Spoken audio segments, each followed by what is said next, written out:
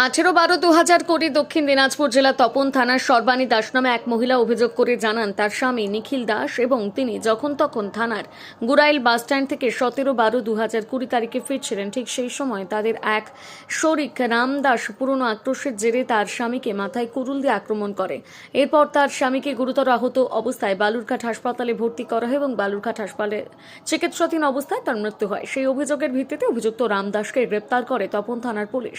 সেই মামলাটি দীর্ঘদিন ধরে দক্ষিণ দিনাজপুর জেলা আদালতের ফাস্ট ট্র্যাক কোর্টের বিচারক অনিল কুমার কুশাবার এজলাসে চলছিল। অবশেষে মঙ্গলবার অভিযুক্তকে দোষী সাব্যস্ত করেছেন বিচারক বলে দক্ষিণ দিনাজপুর জেলা আদালতের সরাসরি আইনজীবী ঋতব্রত চক্রবর্তী। আগামী 22 তারিখ অভিযুক্তকে সাজা শোনাবেন বিচারক।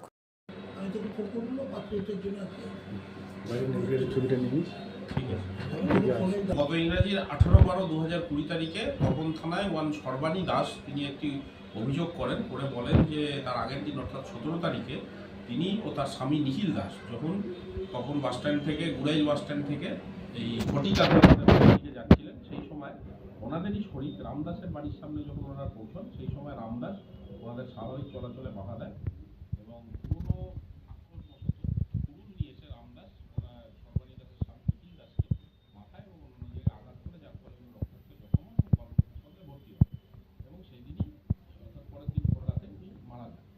এই অভিযোগের ভিত্তিতে এই বর্তমান মামলাটি রুজু হয় এবং চার্জশিট হওয়ার পরে ট্রায়াল চলছিল লন্ডনের ADJ fast track court Anil Kumar Kushwaha সাহেবের ঘরে। আজকে বক্তব্য শোনার পর লন্ডন কোর্ট আসামি রামদাসকে আইপিসি 302 ধারায় দোষী সাব্যস্ত করেছেন এবং 22 তারিখে ফিক্স করেছেন অন পয়েন্ট অফ সেন্টেন্স। বক্তব্য শোনার পর আদালত তার চূড়ান্ত রায় ঘোষণা